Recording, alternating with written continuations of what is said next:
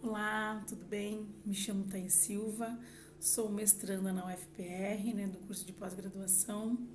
É, Sou professora, sou pedagoga de formação, sou mãe, sou orientadora educacional da educação escolar quilombola aqui na cidade de Joinville, na modalidade EJA. E a minha pesquisa, né, o que eu quero pesquisar e as minhas curiosidades e os meus anseios dentro da educação é as dificuldades da mulher quilombola com o filho atípico no ensino regular. O meu primeiro contato, né, a minha pesquisa que eu fiz foi com uma mulher de 28 anos, mãe atípica de uma criança de 6 anos, que ingressou no ensino regular agora, né, esse ano. Ele já esteve nos anos da educação infantil, no município, né, numa escola municipal. E essa conversa que nós tivemos foi uma conversa muito informal, assim. De certa forma foi muito gostosa, né? Porque a gente foi tomar um café, eu fui na casa dela, ela é uma remanescente quilombola, ela mora na comunidade, né? No território quilombola. E como eu trabalho na comunidade, né, na educação escolar quilombola no EJA, no período noturno, então a gente conhece, porque a gente tem que se apropriar da comunidade para poder trabalhar dentro, né, da comunidade na educação em si. E a gente tomou um café na casa dela. E nessa conversa a gente abordou vários assuntos, vários temas, assim, da comunidade, da questão da educação, da vida pessoal, enfim. E aí a gente começou a conversar sobre a descoberta dela, né? Quando ela percebeu o diagnóstico do filho dela, né? Da criança dela que foi diagnosticada como autista. Então, no primeiro momento, assim, ela me relatou muitas questões, assim, que ela ficou com medo, ficou em choque, e ela não saberia como seria. E uma coisa que me chamou muita atenção quando ela ressaltou foi que ela falou assim para mim: Thaís, ter um filho especial já não é fácil, né? A gente já sabe de todos os preconceitos que a gente sofre. Ter um filho especial, quilombola, eu acredito que é muito mais difícil, né? Ela falou quando ela descobriu assim, né, que ela estava gestando, que ela gestou uma criança autista, e ele é grau 1, ele é não verbal, grau 1 não verbal.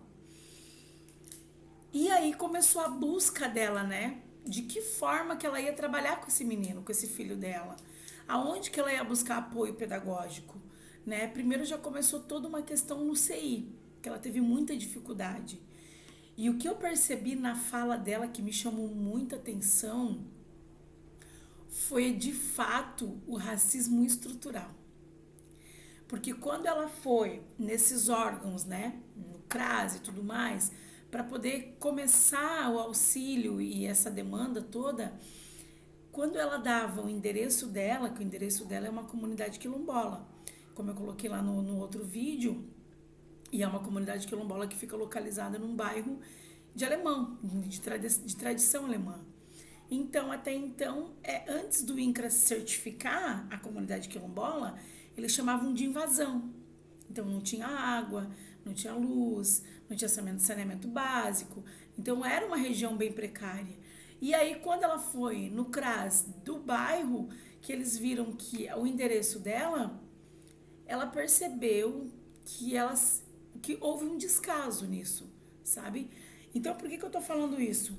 Porque quando eu falo das dificuldades da mulher atípica no ensino regular, isso já antecede. Antes dessa criança entrar no ensino regular, a gente já percebe que tem várias mazelas do preconceito aí. Então, até ela conseguir uma vaga num CI, até ela conseguir um atendimento especializado com um segundo professor, que a gente chama no ensino regular de professor auxiliar, ela teve que percorrer muitos espaços, muitos espaços.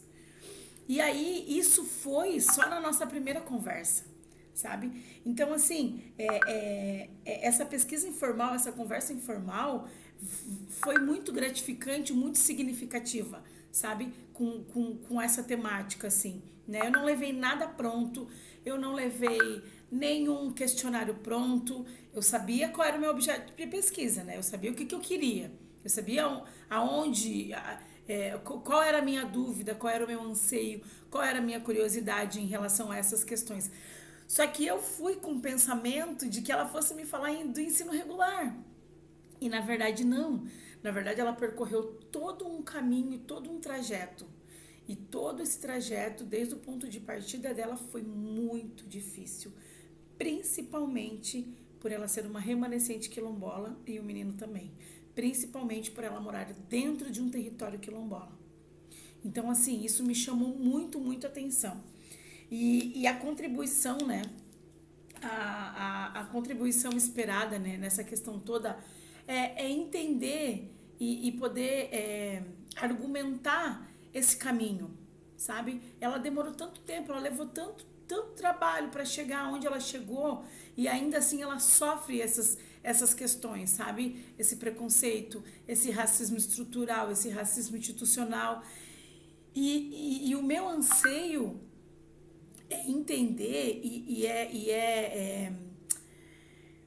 é conseguir com que esses caminhos não sejam tão árduos, né? Tão difícil de percorrer. E a minha curiosidade também é ela como mulher quilombola, como uma mãe atípica, como que ela lidou com isso? Né? De que forma que ela conseguiu lidar com isso? Porque tu tem que ter uma estrutura emocional para tu poder trabalhar com teu filho, para tu poder dar uma estrutura emocional para teu filho também. Então, quando ela entra nesse conceito educacional e que ela encontra várias barreiras, muitas outras coisas vão desabrochando. É como a gente faz uma metáfora com a cebola que tem várias camadas, né? E essa primeira camada ela tirou, só que depois tem muitas outras camadas que a gente vai precisar observar. Então essa é a minha curiosidade, esse é o meu anseio em relação a isso, né? E é entender, né? A minha contribuição é entender essas barreiras, essas dificuldades, essas barreiras, né? Que perpassam todos esses caminhos, né? De uma mãe, né? Quilombola, que precisa do atendimento para o seu filho, porque o atendimento especializado educacional é um direito de todos, independente, seja ele quilombola, seja ele indígena, e a gente percebe e a gente sabe que existem essas barreiras, né? E aí o meu anseio é isso, é entender de que forma que a gente pode chegar nesse caminho sem passar por tudo isso, né? O porquê que a gente tem que passar por tudo isso e como que a gente vai fazer para passar por tudo isso, sabe? E outra questão também que não estava no meu projeto de pesquisa e que me deu um clique quando ela começou a falar é esse acolhimento dessa maternidade, dessa mulher quilombola, dessa mãe quilombola, sabe? A gente sabe que as mães atípicas precisam desse atendimento também, só que ela tem duas questões ali, porque ela é uma mãe atípica e ela é uma remanescente quilombola. Então ela sofre muito racismo institucional e estrutural por conta disso. E ela, enquanto mulher, enquanto mãe, ela precisa ter uma estrutura para poder trabalhar com o filho e correr atrás, né? E descascar essas outras camadas da cebola para poder ter um bem-estar para o filho, né? Ter um atendimento especializado adequado, que, como eu já falei, é um direito de todos. Então, essa é a minha pesquisa. E eu fiquei muito feliz quando eu fui conversar com ela. Estou extremamente curiosa para voltar, para a gente ter esse outro bate-papo, porque nessa conversa informal eu consegui perceber muitas camadas do racismo estrutural e institucional, principalmente também, né? E eu acho que era isso. Muito obrigada.